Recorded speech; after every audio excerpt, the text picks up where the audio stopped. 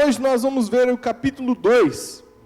Nós paramos no 2:1. Te convido aí a nós lermos o capítulo 2. Nós paramos quando Deus responde que vai enviar os caldeus, e Abacuque fica irado, entra em crise de novo, e decide se retirar para ouvir Deus falar. E aí Deus responde no capítulo 2. Vamos lá. Capítulo 2, verso 1, Abacuque falando: Eu me colocarei sobre a minha torre de vigia. Ficarei sobre a fortaleza e vigiarei, para ver o que ele, o Senhor, me dirá, e o que terei como resposta à minha queixa. Verso 2. Então o Senhor me respondeu e disse: Escreve a visão em tábuas, de forma bem legível, para que até quem passe correndo possa vê-la. Olha aí, o primeiro outdoor da história, irmãos. O primeiro outdoor da história foi o próprio Deus que criou esse negócio. Falou: Abacuque, escreve em tábuas bem grandes, para quem passar correndo consiga enxergar o que você está escrevendo. Verso 3. Pois a visão é ainda para o tempo determinado, e se apressa para o fim, ainda que demore, espera, porque certamente virá, não tardará. 4. Vede o arrogante, a sua alma não é correta, mas o justo viverá pela fé. Além disso, o vinho, ou em outras versões, os bens, é traiçoeiro. O homem arrogante não permanece. Seu desejo impetuoso é como Sheol, como a morte, nunca se farta, mas para si ajunta todas as nações e reúne todos os povos. Não farão todos os povos um provérbio e uma frase de zombaria contra ele, e dirão... Até aqui, irmãos, Deus está falando dos caldeus. O que vai acontecer com os caldeus? E aqui começam 6 ais. 6 coisas ruins que vai acontecer com esse povo, que Abacuque se queixou. Ai daquele que acumula o que não é seu. Ai daquele que se enche de bens saqueados. Até quando será assim? Não se levantarão de repente os seus credores?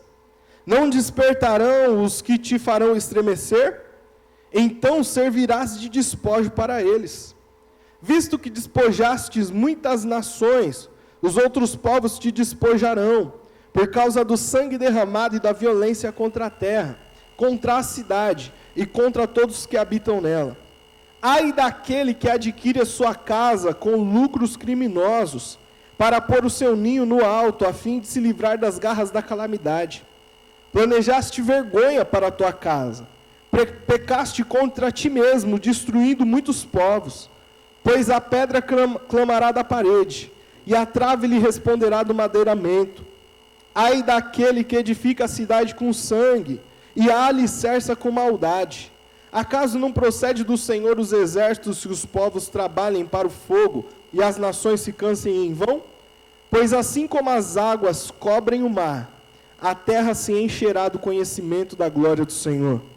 Ai daquele que dá de beber ao próximo, adicionando à bebida o seu furor e o embebeda para ver sua nudez. Terás fartura de vergonha e não de honra. Bebe tu também e te expõe à tua incircuncisão. O cálice da mão direita do Senhor se chegará a ti, e a vergonha cairá sobre a tua glória. A violência cometida contra o Líbano te cobrirá, bem como a matança feita às feras te amedrontará por causa do sangue derramado e da violência contra a terra, contra a cidade e contra todos que nela habitam. 18. Para que serve a imagem esculpida por um artífice? E a imagem de fundição que ensina mentira? Pois o artífice confia na sua própria obra, mas faz ídolos mudos. Ai daquele que diz à madeira, acorda, e a pedra muda, desperta. Por acaso pode o ídolo ensinar? Está coberto de ouro e de prata, mas não há espírito algum dentro dele. Mas o Senhor está no seu santo templo, cale-se diante dele toda a terra. Irmãos, Abacuque fica questionando a Deus. Deus, por que o Senhor vai usar um povo que é tão ruim, um povo que é tão pecador, mais pecador que a gente, para nos disciplinar? Por que o Senhor vai usar, em outra linguagem, por que o Senhor vai usar gente que não presta? gente que é gente ruim mesmo, para vir ensinar a gente alguma coisa. Aí vem Deus no capítulo 2 e responde a Abacuque, fala: Abacuque, eles são arrogantes e vão ter o peso, vão colher aquilo que eles estão plantando. Abacuque, essa nação que vai vir disciplinar vocês é uma nação pecadora e vão colher. Ai deles, porque eles usam do lucro dos outros para construir sua casa. Ai deles, porque eles derramam sangue inocente. Ai dessa nação que está vindo, porque eles se perverteram. Ai deles. Em outras palavras, o Senhor está falando: Abacuque, eu sei o que eu estou fazendo, eu conheço esse povo. E aqui, queridos, tem uma lição muito importante para nós. Deus conhece as ferramentas que Ele usa para disciplinar o seu povo. Nós não gostamos de muitas delas, mas Deus conhece o que Ele usa para nos disciplinar. Abacuque está revoltado com Deus, está indignado com a decisão de Deus, e questiona: Deus, mas espera aí, o Senhor vai usar esse povo para vir mudar alguma coisa em nós? O Senhor vai usar essa nação pecadora para vir melhorar alguma coisa em nós? É isso que o Senhor vai usar? E Deus fala: é isso mesmo, Abacuque, e eu sei o que eu estou fazendo. Essa é a ferramenta para disciplinar vocês. Irmãos, Deus tem ferramentas muito peculiares para disciplinar a gente. Deus usa situações que a gente não gosta, que a gente foge, que a gente, assim como Abacuque, a gente fica indignado quando as situações acontecem. Às vezes Deus usa uma enfermidade para que a gente aprenda a dar valor à saúde. Às vezes Deus usa uma enfermidade, queridos, para a gente despertar para o que realmente tem valor na vida. A gente anda reclamando, a gente reclama porque está calor, reclama porque está frio, reclama porque está sol, reclama porque choveu, reclama porque vai pegar ônibus, reclama porque não tem dinheiro do ônibus, reclama porque vai pegar o carro, reclama porque o carro não tem ar-condicionado, reclama porque não tem direção hidráulica, e reclama, até a gente não poder se locomover numa cama.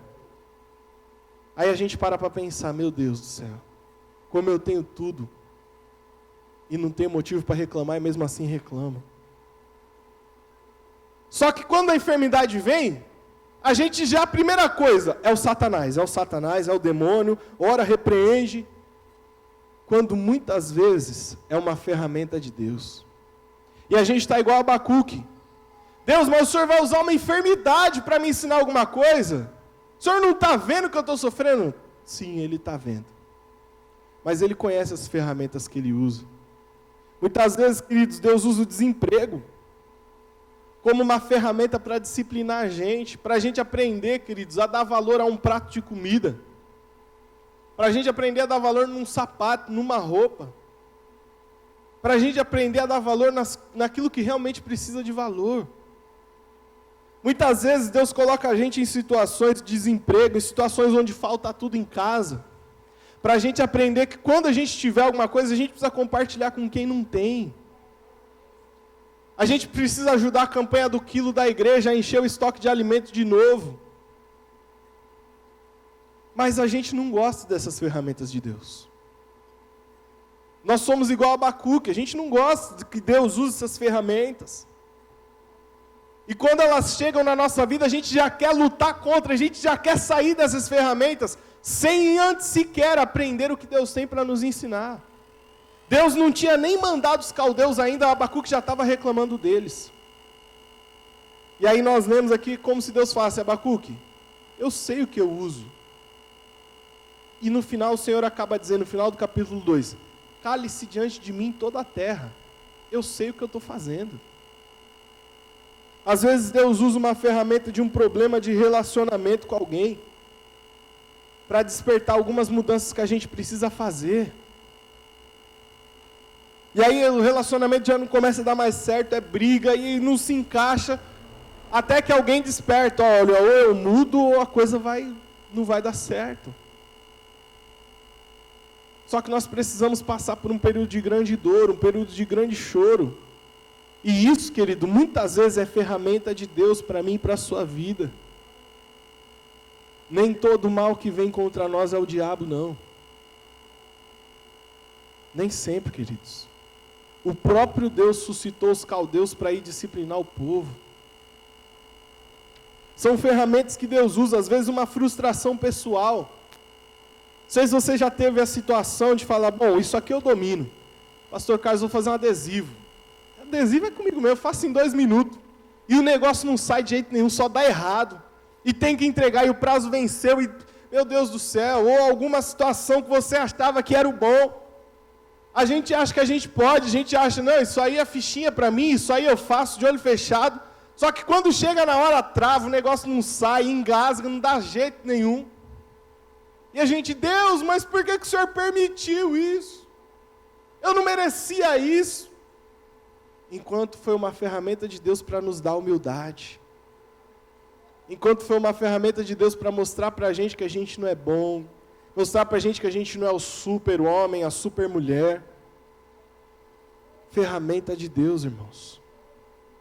Abacuque questiona a Deus por não entender a ferramenta que ele vai usar. E às vezes Deus usa ferramentas com a gente que a gente não entende também. Mas, irmão, em vez de ficar lutando contra as ferramentas que Deus tem para nos disciplinar, é melhor a gente aprender com elas. Às vezes é uma pessoa, aquela pessoa chata, irritante. Quem conhece alguém aqui muito chato? Alguém aqui que se você tivesse poder, você faria ela ir conhecer a eternidade mais cedo. Misericórdia. Vai conhecer Jesus, aceita Jesus? Amém. Então vai morar com Ele logo. Aquela pessoa que só a graça. Mas às vezes essa pessoa é uma ferramenta de Deus na nossa vida. Às vezes é essa pessoa mesmo que Deus colocou na nossa vida. Não, Deus não cria um cão daquele não. Irmão. Às vezes Deus mesmo colocou isso na nossa vida para nos disciplinar. Olha para quem está do seu lado com muito carinho e fala, talvez essa pessoa foi Deus quem colocou.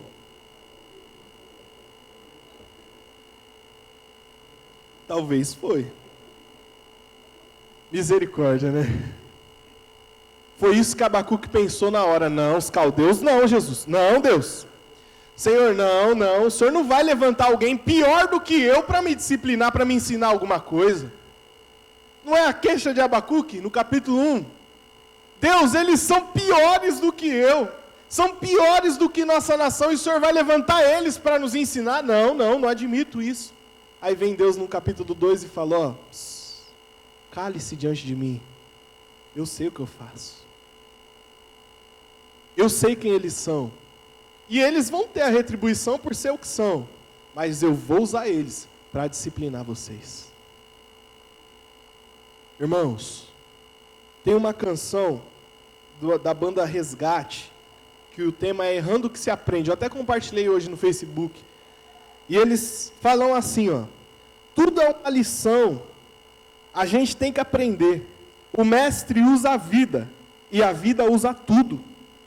Será que oramos tanto sem nunca compreender que aquilo que contra o que lutamos poderia ser o caminho que nos ensina a viver o futuro?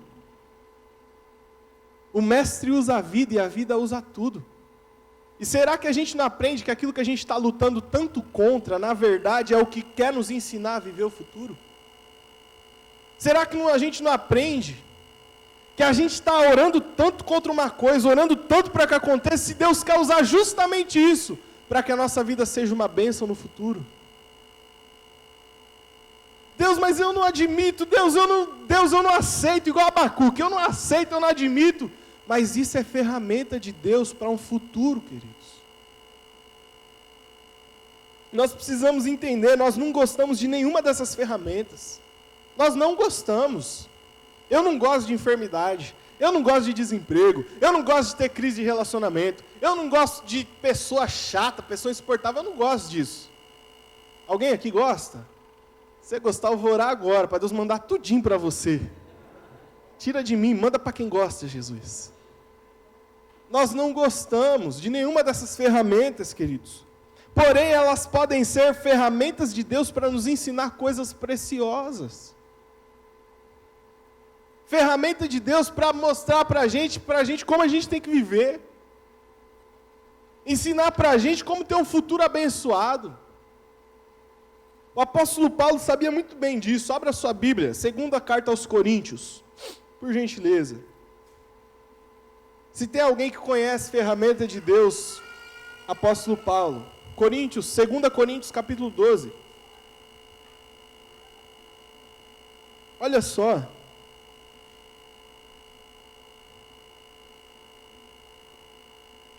Segunda Coríntios capítulo 12, a partir do verso 7. Antes de nós lermos, olha só. Começo do capítulo 12 de 2 Coríntios, Paulo começa dizendo que ele conheceu um homem que foi arrebatado até o terceiro céu e lá teve visões inefáveis que ele não poderia nem transmitir porque não dava. E esse homem, ele estava falando dele mesmo. Paulo estava falando, eu tive uma experiência com Deus que foi excepcional. Foi algo que quase ninguém teve o privilégio de viver. Mas aí vem no versículo 7. Leia comigo. Até mesmo sobre essas extraordinárias revelações. Portanto, para que eu não me tornasse arrogante, foi-me posto um espinho na carne, uma ferramenta de Deus, foi colocado nele, um espinho na carne, a saber, um mensageiro de Satanás para me atormentar. Em algumas versões está para me esbofetear na face, para me atormentar, para que eu não me tornasse arrogante. Verso 8, pedi ao Senhor 3 vezes que o tirasse de mim.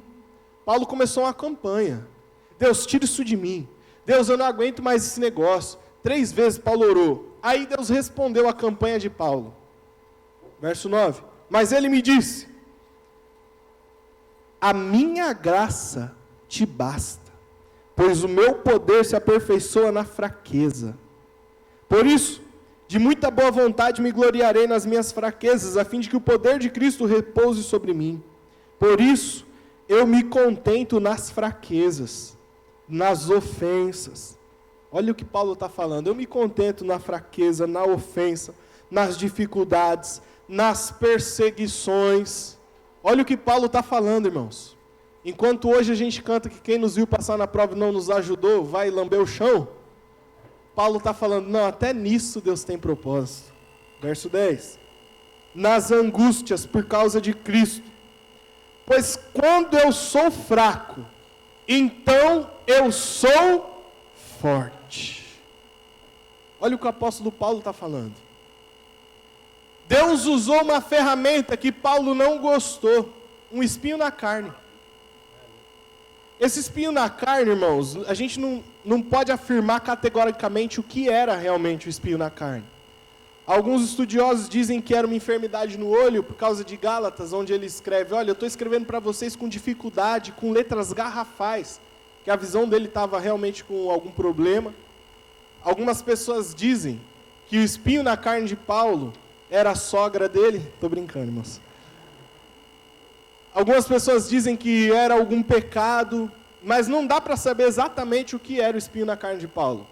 A gente sabe de uma coisa, o espinho na carne, olha só, foi Deus quem colocou. Foi uma ferramenta de Deus para aprimorar Paulo. Era algo que Paulo não gostava. É algo que Paulo orou pedindo para Deus tirar, mas Deus falou, não tiro. Não é a mesma coisa de Abacuque? Senhor, os caldeus não. Os caldeus, sim. Senhor, essa enfermidade não. A enfermidade, sim. Senhor, essa pessoa eu não aguento mais. É essa pessoa, sim. Meu Deus, eu estou sendo perseguido. Aguenta. Eu tenho propósito nisso. Irmãos, ferramentas de Deus que a gente não compreende. São métodos de Deus que a gente não gosta. São métodos de Deus para nos tratar e para trabalhar em nós coisas que dificilmente nós mudaríamos sozinhos. Dificilmente, irmãos. Dificilmente nós chegaríamos no espelho e falaríamos, ó, Denis, você é arrogante mesmo, Denis. Você tem problema com soberba, então você vai mudar a partir de hoje. Dificilmente. Aí Deus vem e coloca um espinho na carne. Puf. Aí a gente tem que mudar, não tem jeito. São situações que a gente não reconheceria. Denis, você ora pouco, Denis. Você não ora quase nada, sua vida de oração é ruim. Aí vem Deus e coloca uma enfermidade. Irmão, quando a enfermidade chega, a gente ora para valer. A gente ora para valer. Eu não sei se você já teve alguma enfermidade em você ou na sua família, de alguém que você gostaria muito. O quanto muda a nossa intensidade de oração?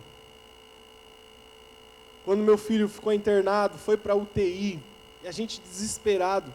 Queridos, a oração é diferente. Deus ensina princípios para a gente que a gente não esquece nunca mais. Hoje eu vejo uma criança enferma, a oração que eu faço pela criança já é diferente. Me compadeço, eu entendo o que o pai e a mãe estão sentindo. Mas para isso foi preciso passar por alguma coisa. Que na época eu não entendi. Que na época eu falei, Deus, mas por quê? Deus, mas justo isso, justo meu filho. Mas foi uma ferramenta de Deus. Talvez você está vivendo alguma coisa que você não entende. Está vivendo alguma coisa que você está buscando em Deus e parece que Deus está falando não, parece que Deus não está te ouvindo, como Abacuque começou a oração dele no capítulo 1. Até quando eu clamareis e não me ouvirás? Mas talvez, querido, essa coisa pelo qual a gente está lutando tanto contra, é na verdade uma ferramenta de Deus para nos ensinar coisas preciosas. Mas e aí, o que a gente faz? Onde está o poder da fé nisso tudo? Até aí deu para entender, uma ferramenta de Deus, algo que a gente não gosta, mas e o poder da fé, que é o tema que a gente está tratando? O poder da fé, irmãos, se encontra em entender que Deus sabe o que faz. E que a gente pode viver não olhando para o mal do presente. A fé nos tira do mal do presente e nos coloca olhando para o futuro de glória que está por vir. O poder da fé está em fazer Abacuque não ficar olhando para os caldeus. A gente vai ver isso no capítulo 3, na quarta que vem. Abacuque entende. Versículo 4 do capítulo 2, o Senhor diz, vai acontecer tudo isso, mas o justo viverá pela fé. Abacuque entende isso. E aí, a partir daí, Abacuque não fica mais olhando para os caldeus, não fica olhando para a ferramenta de Deus, não fica mais criticando Deus. A partir daí, Abacuque entende que isso é necessário para que um futuro glorioso venha pela frente, queridos. A fé, ela tem o poder de fazer a gente descansar em Deus, mesmo quando Ele usa métodos dolorosos para nos tratar. Esse é o poder da fé, irmãos. A fé que estão vendendo aí fora, que é a fé que vai te tirar de todos os problemas da vida, é mentirosa. É mentira, querido. Está com problema no relacionamento? Eu vou orar e Deus vai tratar agora. Mas você tem que ter um ato de fé. Um ato de fé. Essa é a caneta da aliança do casamento. Você vai assinar, vai fazer uma carta para o seu marido, e todo encosto que está nele vai sair dele. Mas você vai dar uma oferta de fé, aleluia, de R$200, mas é pela fé, para quem crê. Se você não crê, nem vem aqui, porque a caneta não vai adiantar nada. É isso que estão vendendo aí fora, irmãos. Quando Abacuque nos ensina que o verdadeiro poder da fé é conseguir, mesmo na luta, mesmo na dificuldade, descansar em Deus. Porque se a dor chegou, essa dor é uma ferramenta dele, e ele sabe o que faz, e no final o choro vai durar uma noite só, mas a alegria, ela vai vir pelo amanhecer, querido. O poder da fé não é escapar das situações da vida, mas é se manter firme nelas. O poder da fé na vida de Abacuque foi entender, foi tirar ele do mal. Ele estava vendo os caldeus. A fé fez com que Abacuque saísse dessa visão dos caldeus e enxergasse o que ia acontecer lá na frente. No verso 14 diz assim: mas a terra se encherá do conhecimento da glória do Senhor. Abacuque entendeu isso. A fé fez Abacuque parar de olhar a ferramenta de Deus. A fé faz eu e você parar de olhar a enfermidade agora. Parar de olhar o desemprego agora.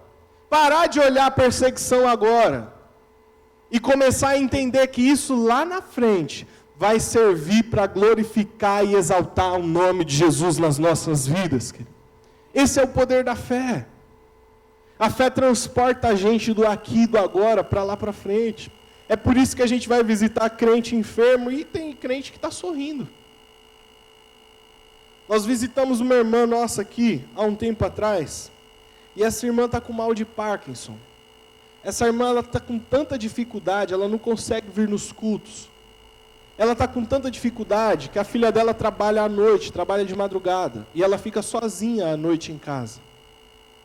E por mais de uma vez ela foi levantar para ir ao banheiro, ela caiu no começo da madrugada e teve que esperar a filha voltar de manhã caída no chão, porque não conseguia se levantar.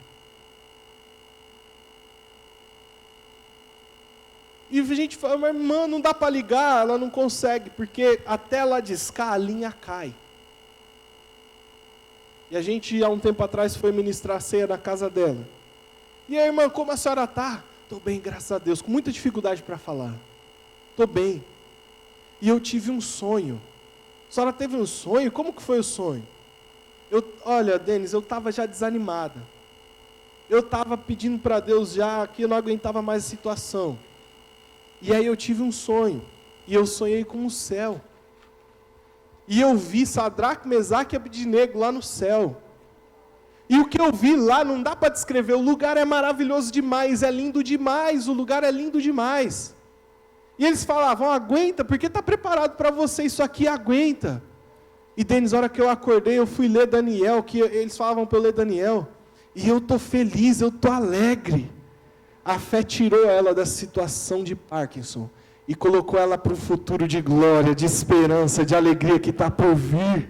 Esse é o poder da fé, meu irmão. A gente não entende, o mundo não entende isso.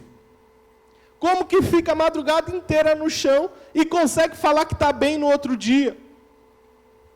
Como que passa uma dificuldade dessa e consegue falar que Deus é bom? Querido, naturalmente não dá para entender, mas esse é o verdadeiro poder da fé. Quando a gente quando a gente entende o poder da fé, queridos, nós entendemos que as coisas nesse mundo são ruins, mas elas não se comparam com a glória que há de ser revelada, querido. Está passando a dificuldade agora, está passando a enfermidade agora, o desemprego agora, mas fique em paz. Deus sabe a ferramenta que Ele usa. Deus sabe o quanto eu e você aguentamos. Mas no final, tem bênção, tem vitória reservada para mim e para você, meu irmão. Esse é o verdadeiro poder da fé, irmãos. Esse é o verdadeiro poder da fé. Deus, Ele tem as ferramentas. Foi assim que Ele fez com o povo no deserto. Foi assim que Ele fez. Ele liberta o povo do poder de Faraó e fala, eu vou levar vocês para a terra prometida. Só que haviam dois caminhos para a terra prometida. Tinha um caminho que era muito rápido. Mas nesse caminho, tinham gigantes. Tinha um povo que preparado para a guerra. E o povo estava saindo do Egito, não era guerreiro. Era operário, não sabia lidar com arma. Aí o que Deus faz? Eu vou levar pelo caminho mais longo, porque se eles forem por aqui, eles vão se assustar e vão voltar. Abre sua Bíblia em Êxodo, capítulo 13. Olha só como Deus trabalha. Êxodo, segundo livro da Bíblia, capítulo 13. Verso 17.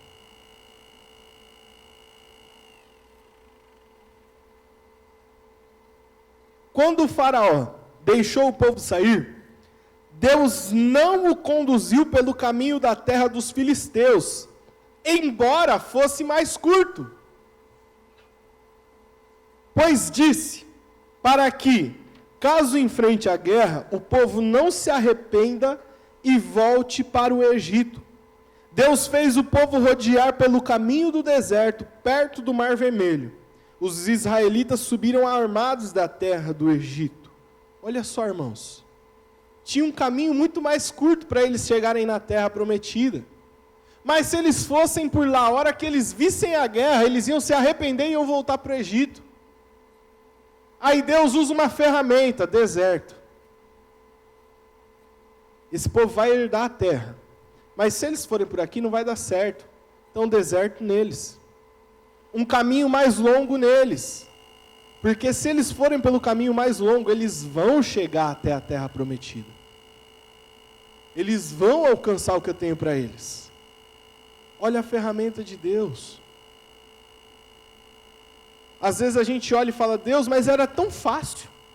Era só o Senhor demitir meu chefe, eu assumir o lugar dele e minha vida financeira estava resolvida. Deus, mas era tão simples. Era só tirar o meu marido da bebida agora. Era só ele dormir e acordar sem querer mais, com nojo do álcool. Deus, mas era tão simples, não precisava matar essa pessoa. Só fazer ela mudar lá para Guiné-Bissau. Dá uma casa para ela lá, Deus. Às vezes a gente acha, Deus, era tão curto. A promessa para eu alcançar era tão mais fácil. Deus, será que o Senhor não está vendo que tem um caminho mais curto para eu chegar na terra prometida? Deus está, irmão. Mas Ele sabe que se a gente for por esse caminho curto, a gente vai ver o que tem pela frente, vai se arrepender e voltar para uma vida desgraçada no Egito. Deus falou, eu vou levar vocês por um caminho mais difícil e mais longo. Mas tem uma coisa que eu vou fazer com vocês. Vê comigo, capítulo 13, verso 21 de Êxodo. E o Senhor ia à frente deles. De dia numa coluna de nuvem para os guiar pelo caminho, e de noite numa coluna de fogo para os iluminar, para que caminhassem de dia e de noite. E a coluna de nuvem não se distanciava do povo de dia, e nem a coluna de fogo de noite. Olha só o que Deus fez. Tem um caminho mais fácil, mais curto, mas eu não vou levar vocês por aí. Eu vou levar vocês por um caminho mais longo, um caminho mais difícil, mas tem uma coisa. Eu vou estar com vocês nesse caminho. Eu não deixo vocês nesse caminho. Vai ser duro, vai ser longo, vai ser difícil, mas uma coisa eu garanto, a minha presença no meio de vocês. A ferramenta de Deus é dolorosa, mas tem uma coisa que Ele garante. É a presença dEle comigo e com você. Tem uma coisa que Ele garante, não vai faltar nuvem de dia, não vai faltar fogo à noite. O deserto vai ser passageiro, a gente não morre lá. Se a gente permanecer fiel com Deus, nós vamos entrar na terra que Ele nos prometeu. Não vai faltar, irmãos. Mas tem uma coisa, a gente tem que entender que Deus tem as ferramentas dEle que nem sempre são agradáveis. Ele explicou isso para Abacuque entendeu. E por isso Abacuque conseguiu desfrutar de uma fé fantástica que nós vamos ver na quarta-feira que vem. Entenda isso, meu irmão. O caminho é longo. A ferramenta de Deus é dolorosa. Eu não sei qual é a ferramenta de Deus na sua vida. Eu sei que Deus usa algumas ferramentas comigo que dói demais. Dói demais, irmãos. Ferramentas que eu olho e falo, Deus, mas precisa disso? Será que se o Senhor não mandasse um anjo falar comigo, com a glória resplandecente, será que eu não ia entender? Mas Ele fala, não, é desse jeito mesmo. Eu não sei qual é a ferramenta dolorosa que Deus tem usado na sua vida. Eu não sei qual é a situação que você olha para Deus e fala, Deus, eu não admito isso na minha vida, igual Abacuque fez com ele. Mas se o Senhor nos trouxe aqui nessa noite é para falar que até essa situação de dor, Ele está usando para um propósito muito maior que a gente não sabe agora. Mas ali na frente a gente vai entender todas as coisas. Nós precisamos entender, irmãos. O caminho é longo, a ferramenta de Deus é dolorosa, mas a fé nos faz enxergar que esse caminho nos levará a herdar a terra prometida. E mesmo diante das lutas que enfrentaremos, o Senhor estará conosco. O Senhor estará conosco. Querido, o poder da fé, que eu gostaria que nós entendêssemos nessa noite, não é fé para nos livrar até das ferramentas de Deus que são dolorosas, não. Essas Deus tem que usar mesmo. Não é Jeremias 18? Em que ele pega o barro, quebra o vaso e faz de novo? É doloroso, irmão. Não é simples. O que eu quero falar para os irmãos nessa noite, para nós nessa noite, não é uma fé que vai nos livrar das circunstâncias difíceis da vida, mas é uma fé que é capaz de nos transportar da circunstância difícil e nos fazer enxergar que ali na frente tem uma terra prometida nos esperando. Então vale a pena manter-se fiel ao Senhor, porque no tempo certo Ele cumprirá as promessas dEle na nossa vida. Se coloque de pé. O verdadeiro poder da fé, irmão. O verdadeiro poder da fé não nos livra das ferramentas dolorosas de Deus, não. Mas nos faz entender que Ele sabe o que Ele está fazendo. Ele sabe. Por isso descansa. Se tem alguma ferramenta doída de Deus aí que você não entendia até hoje, talvez você estava achando que era o diabo que estava aí, às vezes não é não, irmão. E até se for o diabo, é Deus usando ele para que a gente fala, sai em nome de Jesus, e ele vai ter que sair em nome de Jesus, e a gente vai ver o poder de Deus manifestado nisso. Até o diabo, querido, só vai aonde Deus permite que ele vá. Ele só avança até onde Deus deixa a coleira aí. Porque quem está no controle da minha e da sua vida, quem define o que acontece comigo e com você, não é o diabo, mas é o Deus Todo-Poderoso, Criador dos céus e da terra. Por isso, vamos orar para que Deus nos permita descansar mesmo em meio à dor. Feche seus olhos. Pai eterno e poderoso, no nome de Jesus nós estamos reunidos diante do Senhor. E nós chegamos a Ti, Pai, para pedir que o Senhor nos dê a graça necessária. Que o Senhor manifeste esse poder de fazer com que a gente tire o olhar do mal presente. Tire o olhar dessa situação de dor e comece a enxergar o que o Senhor tem para nós ali na frente, Pai. Nos dá esse poder que a fé tem, de nos fazer ver o que os nossos olhos não veem ainda. Nos dá esse poder que a fé tem, ó Pai, de ver o invisível, de crer, ó Pai, naquilo que não aconteceu ainda, Pai. Nos dá esse poder que a fé tem, de falar, olha, essa tribulação ela é leve e ela é momentânea, ela vai passar. E Deus tem propósito até nela, porque ali na frente eu vou ser alguém melhor para o meu Deus. Nos ajuda a entender isso, Pai. Nos ajuda a ter essa fé. A fé, ó Pai, que acredita que até as dores da nossa vida são ferramentas do Senhor para nos fazer alguém melhor para Ti, Pai. É esse poder da fé que nós queremos, Pai. Em nome de Jesus, que o Senhor nos ajude a entender isso. Porque quanto mais rápido nós entendermos, menor será o caminho do nosso deserto, Pai. Nos ajuda, nós te pedimos no nome de Jesus. Amém e amém. Amém, querido? Você recebe essa palavra? Aplauda ao Senhor, no nome de Jesus. Pode tomar o seu lugar.